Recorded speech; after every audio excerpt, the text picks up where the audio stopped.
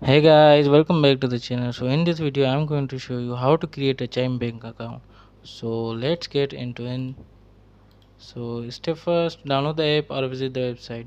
M- Mobile app available on iOS and Android. You can easily find the Chime mobile app in the App Store or iOS devices or in Google Play Store for Android devices.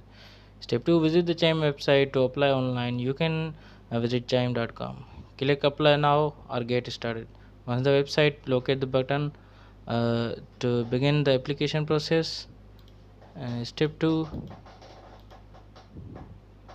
provide your full name as per government issues ID, enter your date of birth, provide your email address and mobile phone number, and provide your USA residential address, enter your social security number, and then step 3, identify verification. Chime uses your SSN date of birth and possibly a photo ID to confirm your identity. So you will need to provide personal information for verification.